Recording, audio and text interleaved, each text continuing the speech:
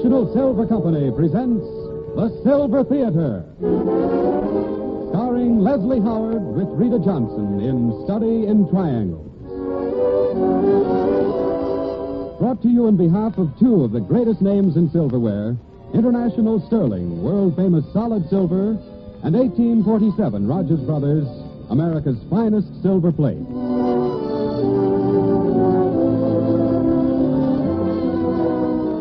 Good afternoon, ladies and gentlemen. This is Conrad Nagel welcoming you to the 15th of the new series of Silver Theater Dramatic Productions. Next week, you'll hear Myrna Loy. And in future weeks, James Stewart, Jane Bryan, Andrea Leeds, Lee Tracy, and others. Today, we're proud to present Mr. Leslie Howard with Rita Johnson in A Study in Triangles, an original dramatic fantasy by True Boardman. This is one of those stories you can believe or not, just as you wish. Maybe it never happened. But on the other hand, neither you nor I can ever be completely sure. And now the lights are being dimmed and the silver curtain is rising on the first act of Study in Triangles. It seems there was a certain author who was married to a most charming and understanding girl who was also an author.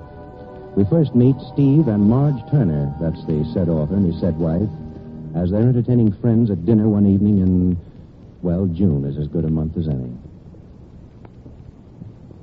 We're so glad you could come to dinner. I'm not. I wanted to work. Steve. Well, why should I lie about it? What are friends for if you can't tell them the truth? What are you working on now that's so all-engrossing, Steve? Oh, if I told you, you'd laugh. You'd probably say I was crazy. You can wait and read this one when it's finished. I wouldn't laugh, Steve. No, you wouldn't, Marge. But that's because you're a kindred soul or something. Being writers, you and I live in a different world from Ray and Ella. Things that seem real to us only seem fantastic to them. Bar and a couple of humbugs. For instance, suppose I told you that I was writing a novel about my ideal woman. You mean Marge? Marge? Good Lord, no, Ella. I said my ideal woman. A wife is only an ideal till you married her. Oh, Steve, that sounds just like Oscar Wilde. Oh, go on about your dream woman, Steve. Who's she like? She's like no one. She's different from anyone who ever existed. She has every element a man could ask in a woman, and in the exact proportions. Beauty, intelligence, mystery, whimsy, everything. She's the most genuine person I've ever put into a book, the most believable, and yet the most perfect. Well, I think you'd be jealous of her, Marge. How do you know I'm not? But, of course, it isn't the first of Steve's heroines that I've had to compete with. Well, none of the others ever came up to Sybil. well, so her name is Sybil. What is she, a misunderstood shop girl? She is not. She's a girl of noble birth back in medieval days. Her lover is a knight. What's your name? My name? Oh, don't make me laugh. You're always the hero in your own novels. The knight in this case is Sir Robert.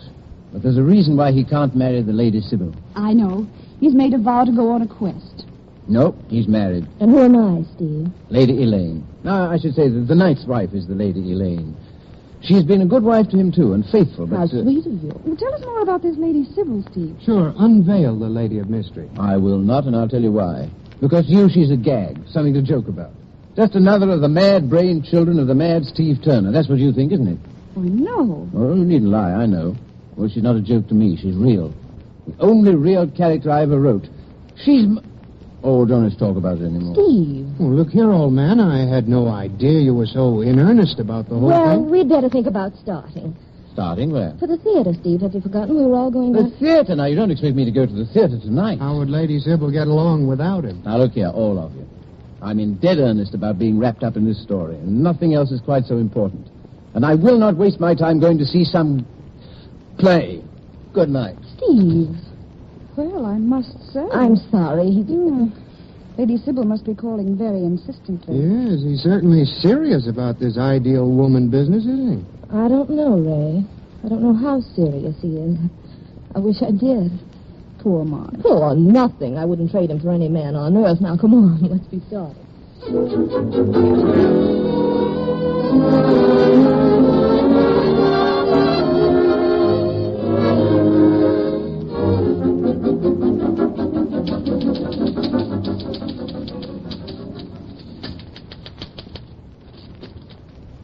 Now, let's see.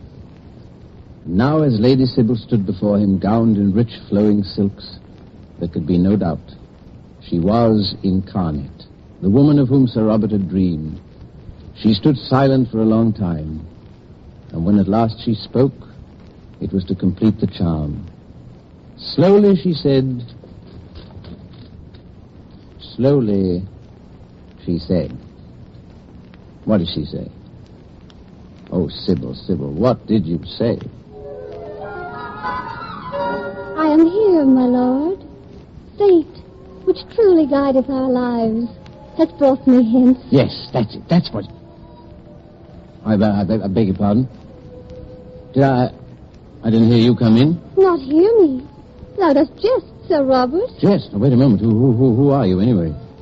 If you're looking for a fancy dress ball or something, I assure you this is the wrong address. If thou wouldst fain make laughter, Sir Robert, thou hast chosen a poor time. Thou knowest well I am the Lady Sybil, come many leagues through cold and storm for love of thee. The Lady Sybil? You don't mean that... Who else? Good Lord, I'm dreaming. I've fallen asleep over my typewriter. That must be it. Steve, wake up, wake up! Ouch. What is this strange ritual, beloved? Why smitest thou the table thus? Is it some charm? You mean I'm really awake? Faith, thou dost speak in riddles, Sir Robert. But isn't there anything strange about me? In truth, thy dress is different. Where is thy vest of chain mail? Oh, I should have that on, should I? And that machine before thee, is it some instrument of torture? Robert, thou hast not sold thyself to... To the devil? No, only to a publisher. It's the same thing, you know. You don't find that funny, do you? And truly, thy very speech is changed. Oh, yes, I... Yes, in faith, it must seem passing strange. Yea, verily. Ah, that is more the man I long have loved. Tell me, fair damsel, thou knowest full well that I am in sooth already possessed of a wife. The Lady Elaine? Of course. But thou shalt give her up. Oh. Oh, Robert, think not that I come willingly betwixt thee two. But only once in each 300 years do a man and woman meet who are to each other the perfect ideal.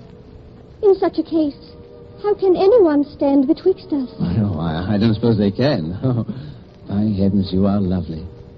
And to think that I made you. I mean, that is my creation. What sayest thou? Well, I was just thinking aloud of the miracle of you. You are a miracle, you know.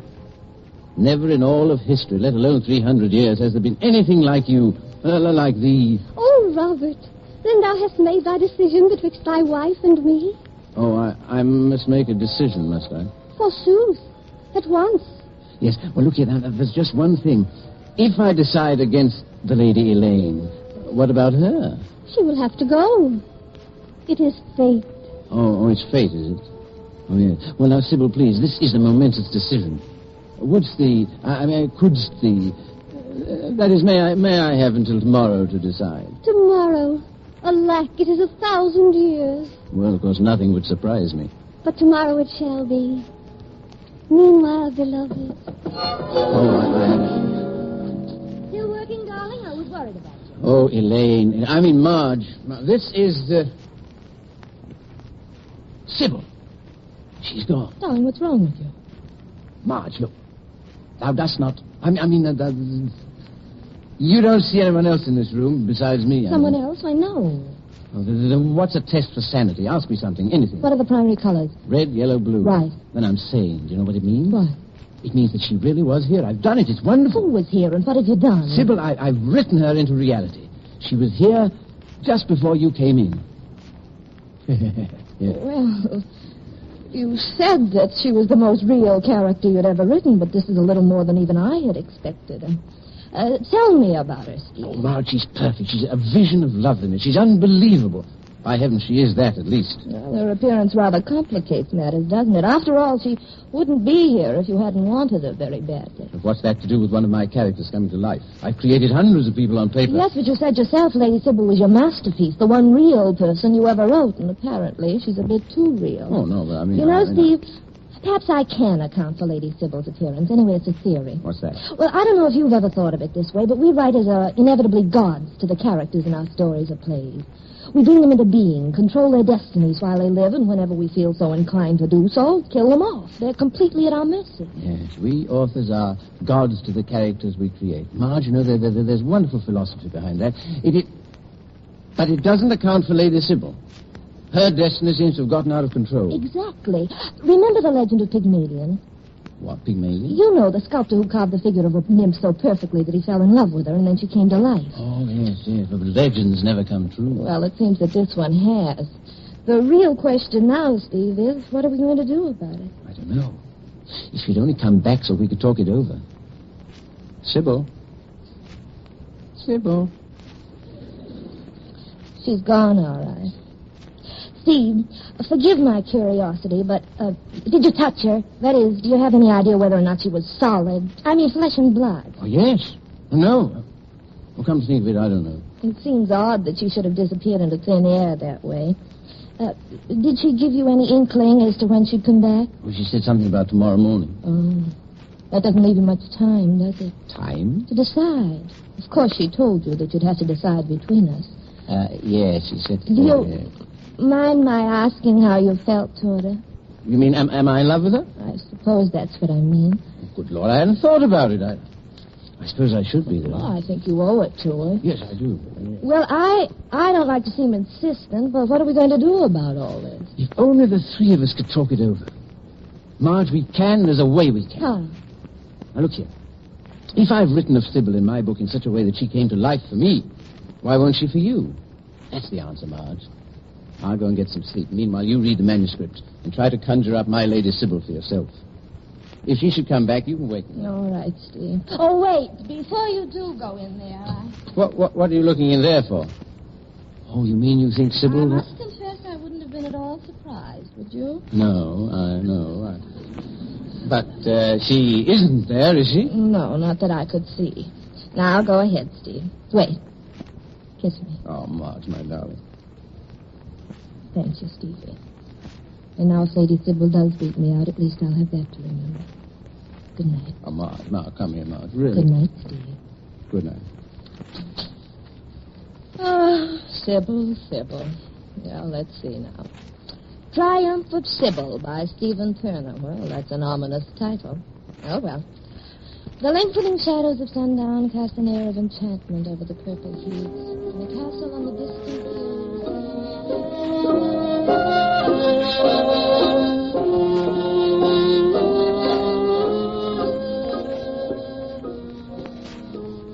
was a woman of parts.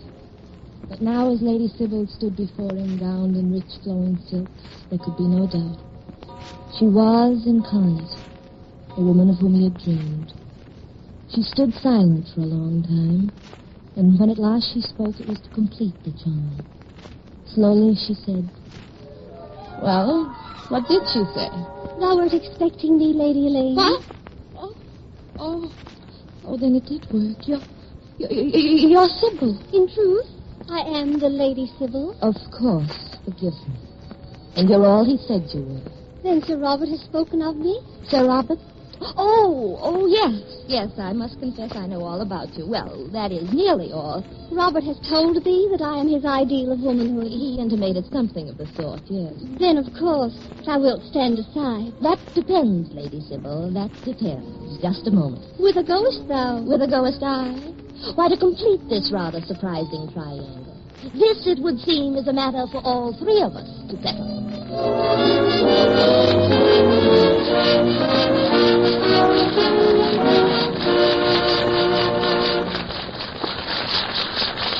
Before our silver curtain rises on Act 2 of A Study in Triangles, starring Leslie Howard with Rita Johnson, we'd like to ask for 1 minute of your time, in return for which we can help you sidestep an embarrassing predicament. All right, John Conti. When you're giving a very special dinner party, you know how anxious you are to have your dinner table look exactly right. Only your finest linens and china will do. Only your very best silverware.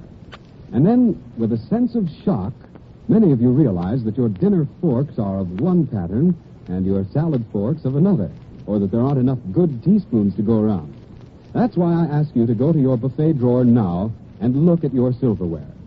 If you have fine silver plate like 1847 Rogers Brothers, but not as complete a service as you wish, this is the time to replenish that service. If the silverware you own is not the kind you can be proud of, decide now to get 1847 Rogers Brothers silver plate.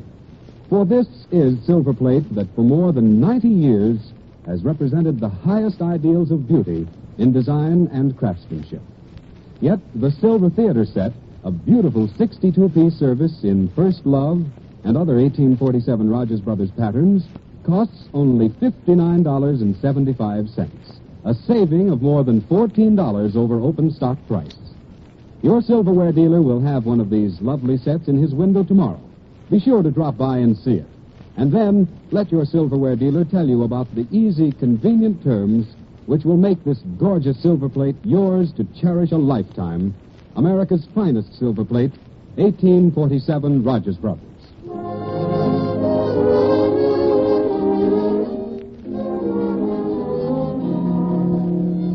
Once again, the lights are being dimmed and the silver curtain is rising on the concluding act of Study in Triangles, starring Leslie Howard as Steve Turner, with Rita Johnson as Marge Turner. Lady Sybil, Steve's ideal woman out of the dim yesterdays. And the heroine of his new unfinished novel has reappeared, this time to Steve's wife, Marge. And at the moment, Marge is waking Steve from a surprisingly sound sleep. Steve, darling. Oh. Steve, wake up. It's Sybil. She's here. Tell him I didn't want any.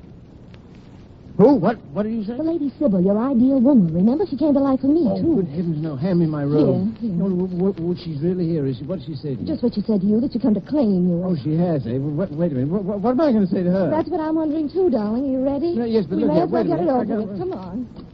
Oh, you're still here, I see, Lady Sybil. I am, in truth, Lady Elaine. Elaine? Oh, that's my name, isn't it? Well, it's a nice name, Elaine. Oh, I brought Steve, Sir Robert. Yes. Hello, Sybil. I am returned, beloved. Yes, so I see.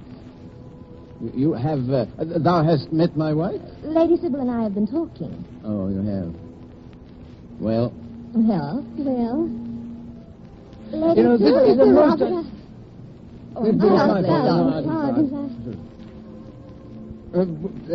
What were you saying, Sybil? Surely, Sir Robert, there is no need to delay this interview. She's quite right, my dear. It's up to you to make it as brief as possible. You know you're really the sort of chairman. yes, I suppose I am, yes. But you'll admit that this conference of ours is somewhat without precedent. Well, suppose I help you out a bit. Lady Sybil, you expect me to leave Steve, Sir Robert. In other words, to abdicate in your favor. Understand, my dear Lady Elaine, 'tis not of my choosing. Fate. I know, fate, the inveterate trickster. Well, in fairness to you, I think I ought to warn you about what you're really getting into. Do you know much about Sir Robert? Know him? He is my I know, ideal. your ideal man, and vice versa. I'm aware of that, but I wonder if you know some of the idiosyncrasies of his profession. Oh, Ma. How he's always Ma. unbearable before 11 in the morning. Oh, no. How he's certain to insult every guest that ever comes into the house. Oh, please, no. How he can You can't forget say you that. so utterly that you'd like to strangle him. How he's altogether the most impossible, thoughtless, inconsiderate, and thoroughly adorable man that ever lived. Oh, Ma, that's nice of you. Think not that her anger swayeth my affection, Sir Robert. I think of thee only as perfect. You see, Steve, that's what you get for your autobiographical prevarication. After this, if you must write about yourself, you better paint yourself in your true colors. Why speakest thou thus in riddles? Let us have done with bandying of words. Let her be gone, Sir Robert. Yes, but She's right, I my can't. dear. You must be done with bandying. You must bid me begone. You want me to? Don't you care? About leaving, I mean? Of course, I'm not happy about it, but at least there's some satisfaction in stepping aside for a Lady Sybil. Thou art in sooth a valiant woman, Lady Elaine. Oh, but now look here. There's nothing No, left to be said, Steve. Your duty is plain. Faithful knight ne'er swerves from path of duty. You hear that? Faithful knight ne'er swerves from path of duty, and you can't go back on chivalry, not you. So I guess it's all over, Steve. Sir Robert. I won't pretend I'm not sorry.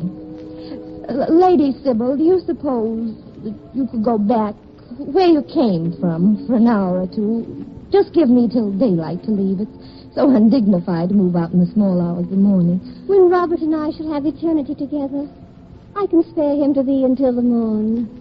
I shall go. Ah, thank you. May I see you to the front door? There is no need. No, I didn't think there was. Until the morn, Robert, beloved. Farewell. Goodbye. Goodbye, Sybil.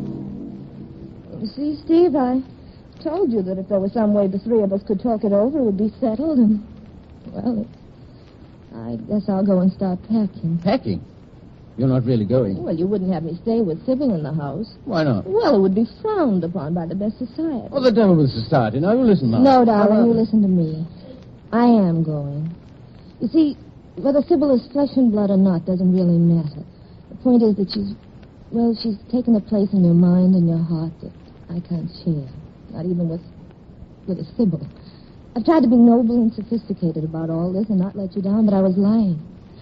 I am jealous of the Lady Sybil. Terribly jealous. So, it's goodbye, my darling.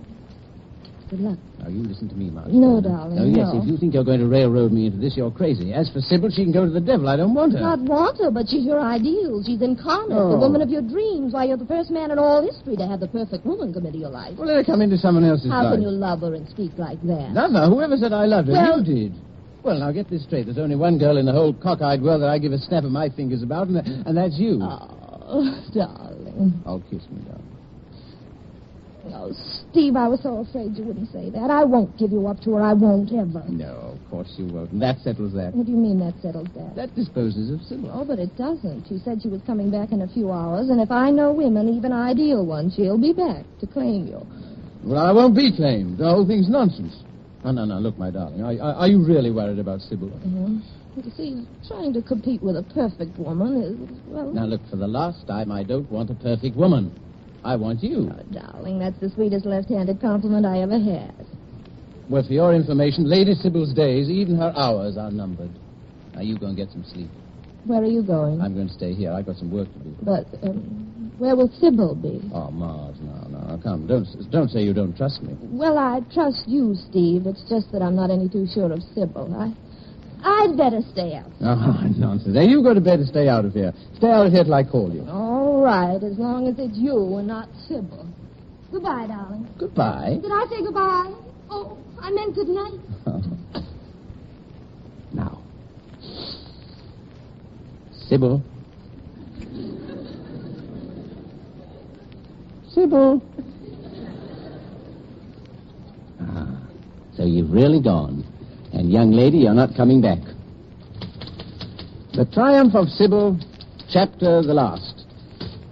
Plainly taken aback was Sir Robert at the sudden appearance of Lady Sybil.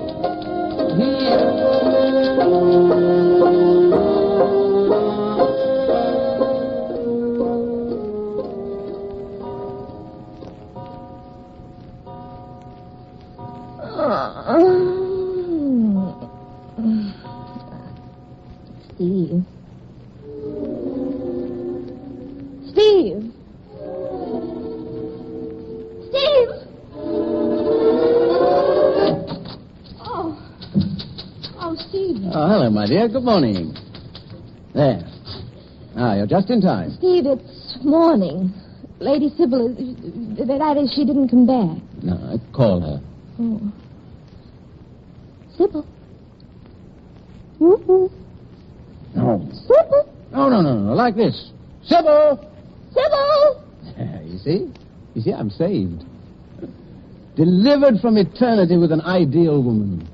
And doomed to a few mad years with you. Oh, darling, you've done it, but how? Here, look, you see these? Yes, pages manuscript. It's the last chapter of my book. I wrote it. Now, just before I'd written Sybil into our lives, now I've written her out. Steve, you killed her all. Oh, Marge, no, you insult my poetic soul. No, of course not, no.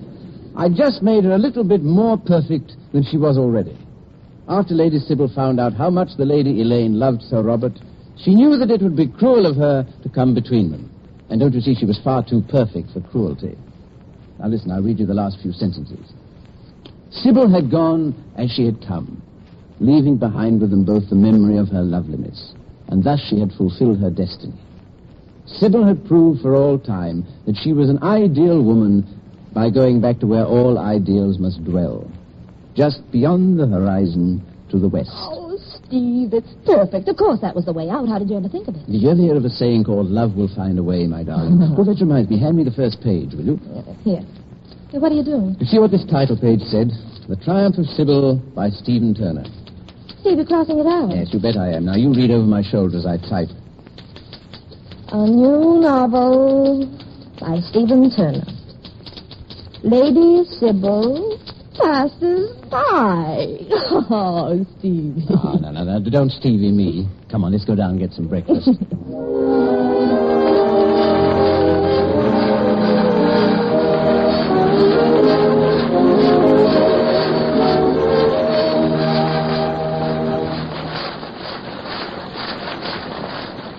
Before Leslie Howard and Rita Johnson come back to meet you in person, may we have a very special word with the women in our audience. All right, John Conte.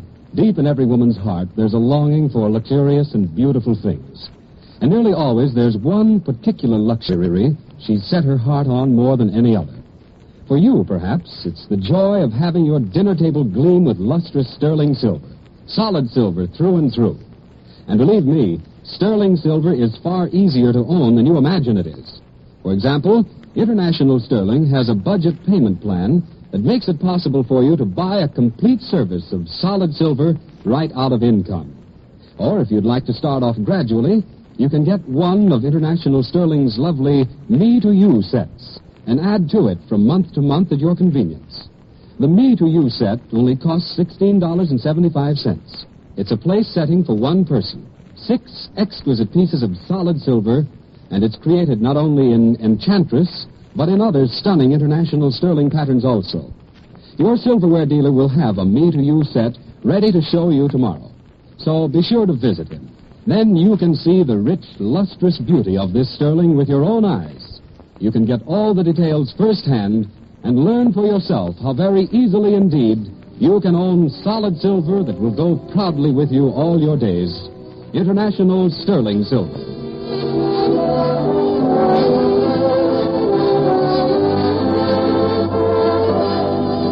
And now back to Conrad Nagel, who is bringing Leslie Howard and Rita Johnson to the center of our silver stage.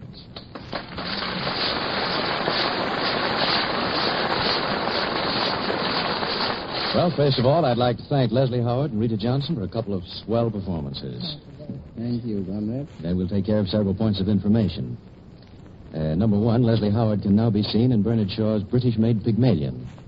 Number 2, Miss Johnson can soon be seen in the Metro-Goldwyn-Mayer production, The Girl Downstairs, starring Francho Tone and Francesca Gall.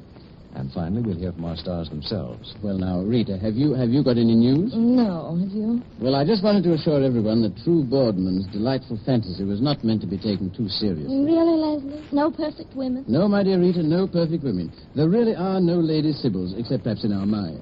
Oh, that makes me a little sad. Yes, it is rather saddening, isn't it? But imagine how awkward it would be if a lovely creature popped out of nowhere every time you said a phrase like, slowly she said... I am here, my lord. Rita, did you hear that? Yes, I did. Just a moment. Slowly, she said... I am here, my lord. Excuse me, Conrad. I think I'd better get out of here. Good night, Leslie Howard. Good night, Rita Johnson. I pray that thou both replenish soon to our Silver Theater.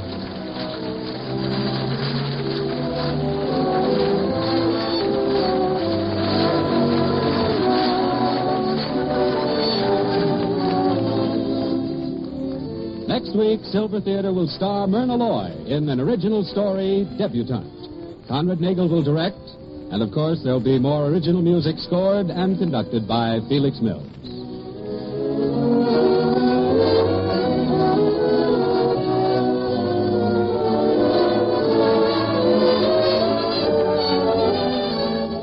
In the meantime, if you want solid silver, you want International Sterling. If you want silver plate, you want 1847 Rogers Brothers, both proudly created by International Silver Company. Silver Theater originates at Columbia Square in Hollywood. John Conte speaking. This is the Columbia Broadcasting System.